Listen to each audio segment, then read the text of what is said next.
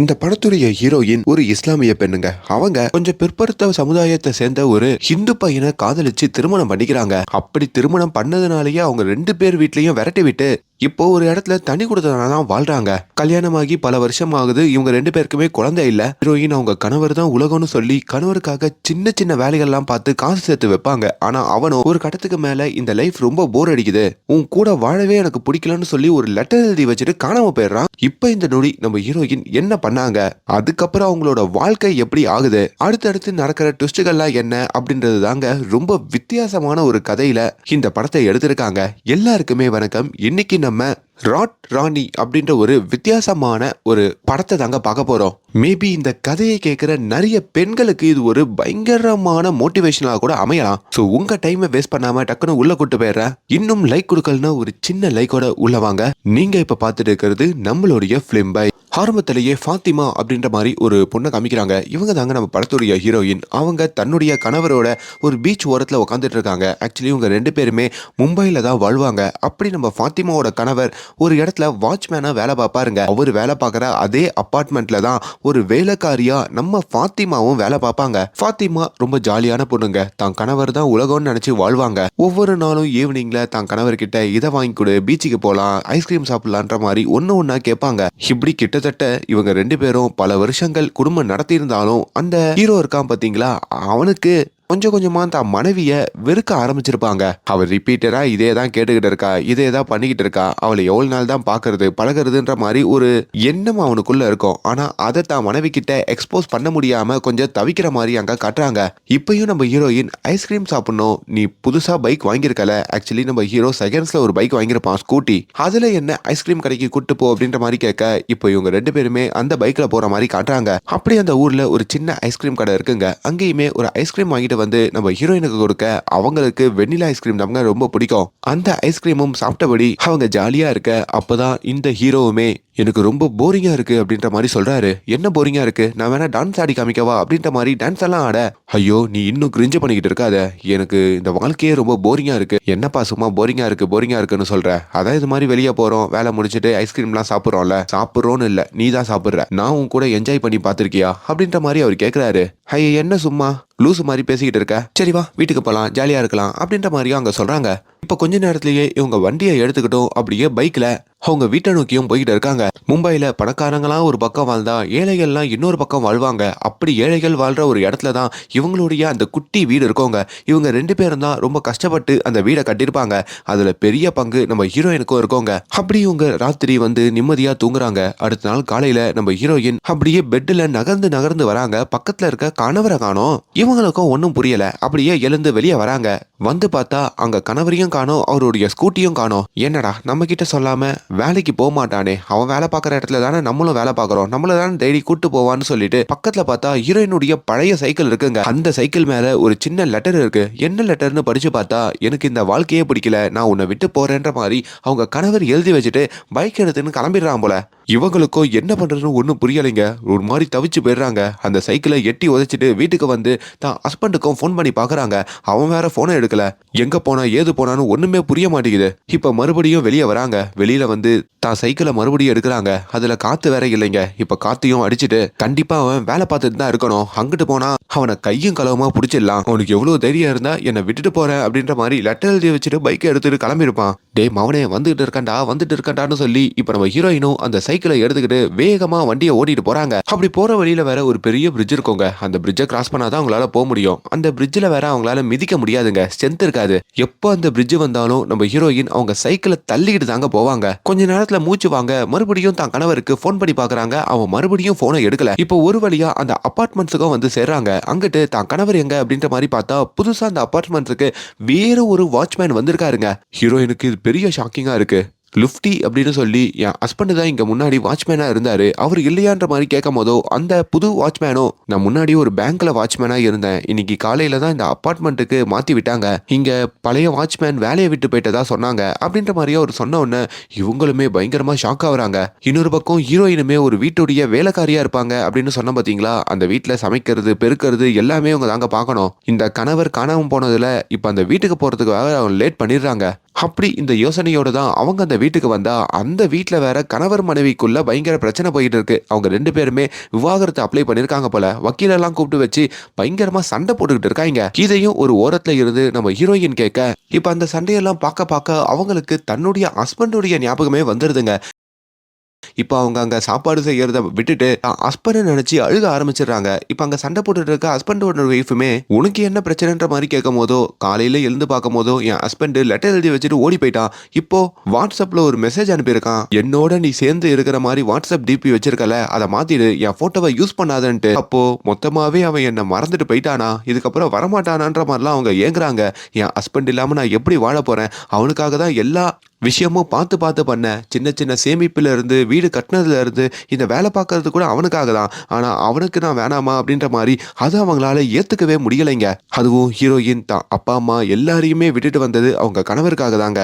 இப்ப இது எல்லாமே நினைச்சு பார்த்துட்டோம். அவங்க வேலையை விட்டு அப்படியே அந்த பிரிட்ஜ் இருக்கு பாத்தீங்களா, அந்த பிரிட்ஜ்லயும் போயிட்டு இருக்காங்க. ஒரு கடத்துல அந்த பிரிட்ஜில் நடு பகுதிக்கு அவங்க வராங்க. அதுவும் சைக்கிளை தள்ளிக்கிட்டு தாங்க வராங்க. அவங்களால இப்பயும் பிரிட்ஜ் மேல சைக்கிளை ஓட்ட முடியல. இந்த சோகத்தோடையே இப்ப நம்ம ஹீரோயின் அவங்க வீட்டுக்கு வராங்க. வந்து தூங்குறாங்க. தன்னோட ஹஸ்பண்ட் இல்லாத அந்த முதல் ராத்திரி தனிமையில அவங்க தூங்குறாங்க. அது அவங்களுக்கு ஒரு மாதிரி ஆகுதுங்க. அடுத்த நாள் காலையில அவங்களுக்கு மிகப்பெரிய அதிர்ச்சிங்க. தூங்கிக்கிட்டு இருக்கும் போதோ சூரியன் மூஞ்சிலேயே வந்து அடிக்குது. ஏன்னா ரூமுக்குள்ளதான் தூங்கி நிற்கிறோம், எப்படி சூரியன் வந்ததுன்ற மாதிரி. அப்படியே மேல பார்த்தா அவங்க வீட்டுடைய கூரை இருக்கு பாத்தீங்களா, அந்த பில்டிங் அப்படியே இடிஞ்சு விழுந்துருது. இவங்களுக்கோ என்ன பண்றதுன்னு தெரியல. ஜஸ்ட் மிஸ்ல அவங்க உயிர் பிழைக்கிறாங்க.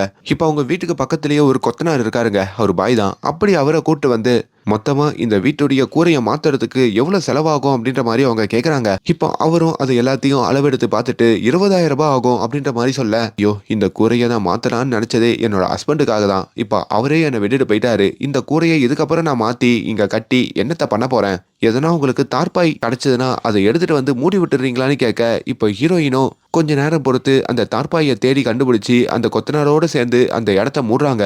இப்படியே காலங்கள் ஓடுதுங்க. ஒரு 4 வாரத்துக்கு அப்புறம் இந்த கதையை காமிக்கிறாங்க. அந்த தார்பாயிலேயே இப்போ ஓட்ட விழுந்து போச்சுங்க. இன்னும் ஹீரோயினுடைய கணவர் வீட்டுக்கு வரல. இவங்க 2 பேருமே காஷ்மீர்ல தான் காதலிச்சிருப்பாங்க. இப்போ அந்த காஷ்மீருடைய போட்டோவெல்லாம் பார்த்து ஹீரோயின் அங்க கதறி அழுதபடி இருக்காங்க. இப்போ மறுபடியும் நம்ம ஹீரோயின் அந்த பீச் ஓரத்துல உட்காந்து தான் கணவரை மறக்க முடியாம அவருக்கு ஃபோன் பண்ணி பாக்குறாங்க.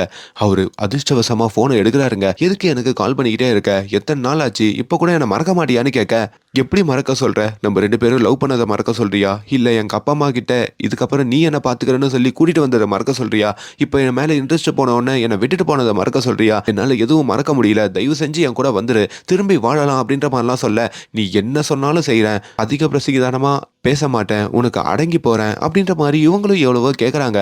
ஆனா அவங்க ஹஸ்பண்டுக்கு இவங்க மேல அந்த ஆசை மறுபடி வர மாதிரி தெரியலைங்க. என்னை விட்டுருனா விட்டுரு, இதுக்கப்புறம் எனக்கு ஃபோன் பண்ணி இது மாதிரி டிஸ்டர்ப் பண்ணிக்கிட்டே இருக்காத, எனக்கு கோவமா வருது அப்படின்ற மாதிரி சொல்லிட்டு இப்போ போனை கட் பண்றாரு. மறுபடியும் ஃபோன் பண்ணி பார்த்தா இவங்க நம்பரை மொத்தமாவே பிளாக் பண்ணிடுறாரு போல. இந்த சோகத்தோட நம்ம ஹீரோயின் அப்படியே சைக்கிளை ஓட்டிக்கிட்டு அந்த டிராபிக்ல வந்து நிக்கிறாங்க. அப்போ பக்கத்துல ஒரு கப்புள்ஸ் குழந்தைகளோட இருக்கிறத பாக்குறாங்க. அவங்க அப்படியே ஐஸ்கிரீம்லாம் சாப்பிட்டுக்கிட்டு போக அதெல்லாம் அவங்களுக்கு ஒரு மாதிரி ஏக்கமா இருக்குங்க. கொஞ்ச நாள் முன்னாடி வரைக்கும் நம்மளும் இந்த மாதிரி தானே ஒரு ஜாலியான வாழ்க்கையை வாழணுன்ற மாதிரி நினைச்சு பாக்குறாங்க. இப்ப நம்ம ஹீரோயின் அந்த பிரிட்ஜ் இருக்கு பாத்தீங்களா, அந்த பிரிட்ஜ்லயும் வழக்கம் போல சைக்கிள்ல வர ஏற முடியாம கீழே விழுந்துடுறாங்க. இது வேற ஒரு தொல்லை. எவ்வளவு பெருசா பிரிட்ஜை கட்டி விட்டுறாங்க, மேல ஏறத்துக்குள்ள போதும் போதும்னு ஆயிடுதுன்னு சொல்லி இப்ப அந்த பிரிட்ஜ்லயும் சைக்கிளை தள்ளிட்டு போக இப்ப மறுபடியும் அந்த பிரிட்ஜோடைய நடு பகுதிக்கு வராங்க. அவங்க லைஃப்ல நடந்த எல்லாத்தையுமே யோசிச்சு பாக்குறாங்க. இதுக்கு மேல வாழ்றதுக்கே அர்த்தம் இல்ல, பேசாம இங்க இருந்து கீழே குதிச்சிட வேண்டியதான்னு சொல்லி அந்த சைக்கிளை ஓரமா நிப்பாட்டிட்டு நம்ம ஹீரோயின் அந்த பிரிட்ஜ்ல இருந்து கீழே குதிக்க போக அப்ப அவங்களுடைய சுடிதாரு அந்த சைக்கிள்ல மாட்டிக்குதுங்க. அதனால அவங்க கீழே குதிக்காம அப்படியே சிக்கி பின்னாடி திரும்பி பாக்குறாங்க. தன்னை இந்த சைக்கிள் தான் காப்பாத்துச்சு அப்படின்ற மாதிரி அவங்களுக்குள்ள ஒரு சின்ன உணர்வு இந்த சைக்கிள் மேல வருதுங்க. இப்ப அந்த சைக்கிளையும் நம்ம ஹீரோயின் கட்டி அணைச்சிக்கிட்டு கதறி அழுகிற மாதிரி அங்க காட்ட ஏதோ ஒரு விஷயம் அவங்கள மோட்டிவ் பண்ணுதுங்க. இல்ல நம்மளும் தனிமையில வாழலாம் அப்படின்ற மாதிரி. இப்ப அடுத்த நாள் காலையில வழக்கம் போல அவங்க வேலைக்காரி வேலைக்கு அவங்க சைக்கிள்ல போயிட்டு இருக்க பிரிட்ஜுக்கு கீழே ஒரு பாதை இருக்குங்க. அந்த பாதையை ஓபன் பண்ணிடுறாங்க. ஆனா நம்ம ஹீரோயின் ஒரு வாட்டி நம்ம பிரிட்ஜ் ஏறி பார்ப்போம், நம்மளும் எத்தனையோ வாட்டி ட்ரை பண்றோம், இந்த பிரிட்ஜ் நம்மளால சைக்கிள்ல ஏற முடியாம நடந்துதான் போறோம், ஒரு வாட்டி சைக்கிளை மிதிச்சு ஏறி பாத்துடலாம் அப்படின்னு சொல்லி இப்போ ரொம்ப ஃபோர்ஸ் பண்ணி அந்த பெடலை மிதின்னு மிதிக்கிறாங்க. அப்படி மிதிச்சதுல அந்த மேடான பாதைய அவங்க ரொம்ப கஷ்டப்பட்டு காலை கீழேயே வைக்காம கீழையும் விழாம ஏறுறாங்க. அதுதாங்க அவங்க லைஃபோடைய டேர்னிங் பாயிண்ட். அப்படியே பிரிட்ஜோடைய நடு பகுதிக்கு வந்துட்டு அந்த சைக்கிளை கட்டி அணைச்சிக்கிட்டு அந்த சைக்கிளை சுத்தி டான்ஸ் ஆடுறாங்க. இது வரைக்கும் என்னால நினைச்சு எதுவுமே பண்ண முடியாதுன்னா யோசிச்சிருக்கேன். ஆனா ஒரு பொண்ணால என்னால நினைச்சா எதை வேணா பண்ண முடியும் அப்படின்ற மாதிரி ஒரு வைராக்கியம் அவங்களுக்கு அப்பதாங்க பிறகுது. இது அவங்களுக்கு வாழ்க்கையில ஒரு மிகப்பெரிய சந்தோஷத்தை கொடுக்குதுங்க. ஏதோ சாதிச்ச உணர்வு இருக்கு. அந்த உணர்வோட தான் இப்ப அந்த வேலைக்காரி வேலைக்கு அந்த வீட்டுக்கு வருவாங்க பாத்தீங்களா, அந்த ஜாலியோடய அவங்க இருக்காங்க. இப்போ நம்ம ஹீரோயின் இருக்காங்க பாத்தீங்களா, அவங்களுக்கு இன்னும் தான் கணவரை கண்டுபிடிக்கணும்ன்ற ஒரு எண்ணமும் மனசுக்குள்ள இருக்கும். அப்படி அவங்க முதலாளி அம்மா கிட்டயும் வந்து என் கணவர் எங்க இருக்காருன்னு நீங்களாச்சும் கண்டுபிடிச்சு கொடுங்களேன். ஏன்னா இந்த அபார்ட்மெண்ட்ல தானே அவரு வாட்ச்மேனா இருந்தாரு. இப்போ புதுசா வேற ஒரு இடத்துக்கு தான் வாட்ச்மேனா போயிருப்பாரு. அந்த கான்டாக்டை வச்சு தேடலாம்ல அப்படின்ற மாதிரி கேட்க இப்போ அவங்களும் அதுக்கு சம்மதிக்கிறாங்க. விஷயம் தெரிஞ்சா உன்னை மீட் பண்ண சொல்றதா அப்படின்னு சொல்றாங்க. கொஞ்ச நேரத்துல ஹீரோயினுக்கு ஒரு தகவல் வருதுங்க. அதாவது ஹீரோ எங்க இருக்காரு அப்படின்ற மாதிரி அவங்களுக்கு தெரிஞ்சிருது.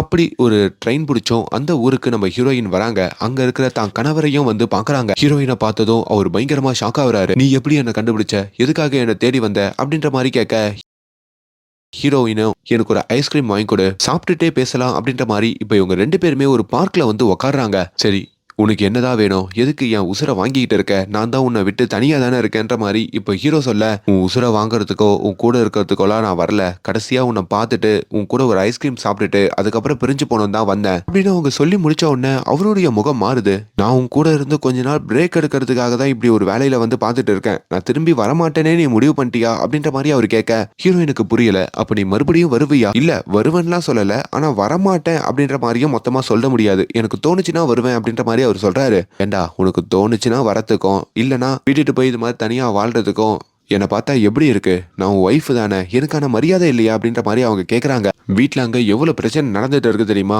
வீட்டுடைய கூரை என் மேலே விழுந்திருக்கும், ஜஸ்ட் மிஸ்ஸில் தப்பிச்சேன், இப்போ அந்த இடத்துல ஒரு தார்பாயை போட்டு அடைச்சிருக்கேன், எப்படியோ கொத்தனார் தான் வந்து ஹெல்ப் பண்ணாரு அப்படின்ற மாதிரி சொல்லிக்கிட்டு இருக்க. யார் அந்த கொத்தனாரு, உனக்கு ஏன் ஹெல்ப் பண்ணாரு அப்படின்ற ஒரு சந்தேகம் அவங்க கணவர் மனசுல வருது. ஏண்டா அதான் நீ என்னை விட்டுட்டு போயிட்டல, அவர் யாரா இருந்தா உனக்கு என்ன, இதுக்கப்புறம் இந்த மாதிரி சந்தேகப்பட்டு கேள்வி கேட்கிற வேலைலாம் வச்சுக்காத, தலாக் தலாக் தலாக் அப்படின்ற மாதிரி 3 வாட்டி அவங்க தலாக் வேலை சொல்றாங்க. நீ என்ன என்னை விட்டுட்டு போறது, நான் உன்னை விட்டுட்டு போறதா அங்க சொல்றாங்க. ஹீரோக்கு செம்ம டென்ஷன் ஆகுதுங்க. என்ன உன் இஷ்டத்துக்கு பேசிட்டு இருக்க, முதல்ல அந்த கொத்தனார் யாரு, அது இல்லாம அந்த வீடு என்னுடைய வீடு அப்படின்ற மாதிரி சொல்ல, எது உன்னுடைய வீடு, ஏன் கஷ்டப்பட்டு காசுல வேலைக்காரி வேலை பார்த்து கொஞ்சம் கொஞ்சமா கொடுத்து உனக்கு அந்த வீடை நான் கட்டி கொடுத்துருக்கேன், அது நம்மளுடைய வீடு, அதுல பெரும்பான்மையான பங்கு என் பங்கு தான், சோ என்னுடைய வீடு தான் அது, இந்த வீட்டுக்குள்ள இதுக்கப்புறம் நீ நுழையவும் கூடாது, என் கூட பேசவும் கூடாது, இதெல்லாம் சொல்லிட்டு போகிறதுக்கு தான் நான் வந்தேன்ற மாதிரியும் அங்க அவங்க சொல்றாங்க. அதே மாதிரி என்னால இப்ப முடியாத விஷயம் எதுவுமே இல்ல, நான் இது வரைக்கும் சின்ன வயசுல இருந்து எங்க வீட்டுல வளர்ந்த விதமும் சரி உன் கூட வாழ்ந்த விதமும் சரி ஒரு பொண்ணால இவ்வளவுதான் முடியும்ன்ற மாதிரி நினைச்சு வாழ்ந்துட்டு இருந்தேன். ஆனா என்னால இது வரைக்கும் முடியாதுன்னு நினைச்ச அந்த பெரிய பிரிட்ஜை நானா கிராஸ் பண்ண தெரியுமா, அப்பதான் எனக்குள்ள அந்த வைராக்கியம் பிறந்தது. என்னால இப்ப தனியாவும் வாழ முடியும், என்னால சுயமாவும் சம்பாரிச்சு என்ன நான் பாத்துக்க முடியும், அந்த லைஃபை நான் என்ஜாய் பண்றேன் அப்படின்னு இது எல்லாத்தையும் சொல்லிட்டு இப்ப நம்ம ஹீரோயினும் அந்த இடத்துல இருந்து அவங்க சைக்கிளை எடுத்துக்கிட்டு வேகமா கிளம்புறாங்க. இப்ப மறுபடியும் அவங்க வேலைக்காரி வேலை பார்க்கறதுக்காக அந்த முதலாளி அம்மா வீட்டுக்கு வர, உன் கணவரை போய் பாத்தியா, மறுபடியும் வந்துட்டாரான்னு கேட்க, இல்ல நான் அவரை வர வேணான்னு சொல்லத்துக்கு தான் அங்க போனேனே அப்படின்ற மாதிரி சொல்ல அவங்களும் விசித்திரமா பாக்குறாங்க. ஆல்ரெடி அவங்க வீட்டுல வேற இந்த டைவர்ஸ்க்காக பிரச்சனை நடந்துட்டு இருக்கோம்ல, அப்படி இந்த வேலைக்காரியவே ஒரு மோட்டிவா எடுத்துக்கிட்டு நானும் என் கணவர்கிட்ட ஸ்ட்ரிக்டா சொல்லிட போறேன், அவன் என்ன நெய் சாப்பிடாத, இந்த வெயிட்டோட இருக்காத அப்படின்ற மாதிரி நிறைய கண்டிஷன்லாம் போட்டான், எல்லாமே நான் அழகா இருக்கணும், என் கூட அவன் என்ஜாய் பண்ணி வாழணும்ட்டு, நான் எதுக்கு ஒரு ஆணுக்காக நான் சாப்பிட்றத குறைச்சிக்கணும், எனக்கு இஷ்டம் போல சாப்பிட போறேன்னு சொல்லி அவங்க ஒரு பங்கு வாழ ஆரம்பிக்க இப்ப ஹீரோயினும் அவங்க வீட்டுல அந்த கூரையில இருக்கிற ஓட்டையை அடைக்கணும்னு நினைக்கிறாங்க. அப்படி அந்த கொத்தனார் இருக்காரு பாத்தீங்களா, அவரையுமே அந்த இடத்துக்கு கூப்பிடுறாங்க. அவரும் இதை அடைக்கிறதுக்கு நிறைய செலவாகுமா, உங்ககிட்ட காசு இருக்கா, காசெல்லாம் கொஞ்சம் கொஞ்சமா ரெடி பண்ணி கொடுத்துட்றேன், நீங்க வேலையை ஆரம்பிங்கன்னு சொல்லிட்டு இப்ப நம்ம ஹீரோயின் ராத்திரியில பார்ட் டைமா ஒரு வேலை பாக்குறாங்க.